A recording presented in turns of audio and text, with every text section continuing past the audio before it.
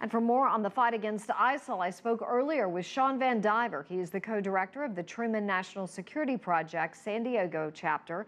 I asked him for his take on whether the Iraqis can take on ISIL. I say that the Iraqis do have the will to take on ISIL. Last week the Secretary of Defense said that the Iraqis had kind of turned tail and ran from the ISIL advance.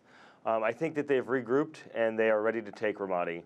And with help from coalition allies and other forces, they're gonna take Ramadi. And I'd say that it'd be a matter of days and maybe a week or two, rather than months or longer.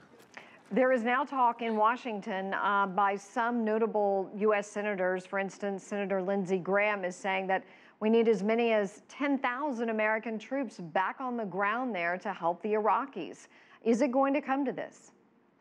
Well, Senator Graham is a veteran himself, and he's actually a reservist. So he still puts on the uniform and goes and serves in Iraq and Afghanistan from time to time. It's tough for we veterans to stomach the idea that we fought and bled for these areas like Ramadi.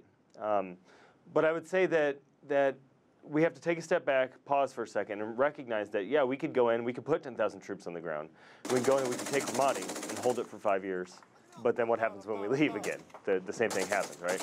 So we can't do that. We can't put more American lives at risk. We can't lose some more blood in Ramadi. Iraq and the partner nations have to do that. And I think we're seeing that happen. I mean, as a response to the Jordanian pilot that ISIL killed, we saw increased sorties. We've seen Saudi increase their sorties. We've got people involved in the region, and I think we need to keep working towards that and keep going towards that 4D approach, not just the hard defense, but the diplomacy, development, and democracy. Because killing a bunch of ISIL isn't going to solve this. We've got to treat the root causes as well. Do you think that the Iraqis are relying on the Shia tribesmen to actually fight this battle for them? I think as we saw in Tikrit, Iraq cannot do this on their own.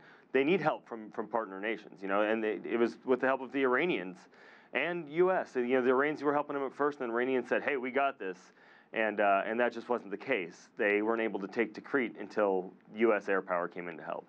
So I think whether or not they're relying too much on the Shiite militiamen and the tribesmen, they're going to need partner nation help rather than just the tribesmen.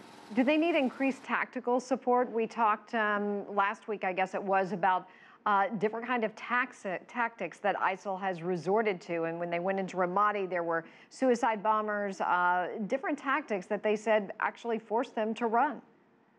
I'll tell you what, I spent 12 years in the Navy, and what I learned through my service was that we adapt and we overcome. And yeah, ISIL changed their tactics, and it was a setback.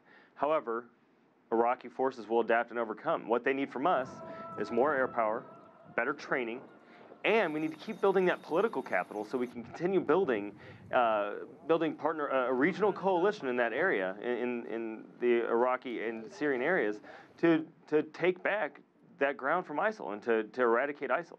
And it's not just going to come from that hard defense. It also comes from the political side, like I said. And that 4D approach, the democracy, diplomacy, and development, that's where we're going to solve this, not through killing all the ISIL we can find. Well, Shawn, lastly, before we go, do you feel like overall it's working? Let's look at the large amount of land now in Iraq and Syria that ISIL controls. I think it's working. I think we'll continue to see some forward progress, and we'll see a setback here and there, and that's the way that war works. And we have to recognize that this isn't going to be won overnight. This is something that we have to allow time for. My grandfather stormed the beaches of Normandy in Europe, and they went through, and it took time to get through Europe and to kill all the Nazis. And then, but to the 4D point, when they were done killing all those Nazis, they turned around and said, "Hey, society, how can we help you? What can we do? How can we use local labor? How can we rebuild the schools and the government and society in the critical infrastructure in the way that you want it to look like, not the way that we want it to look like, or the way that Halliburton wants it to look like, the way that Iraq or Syria wants it to look like."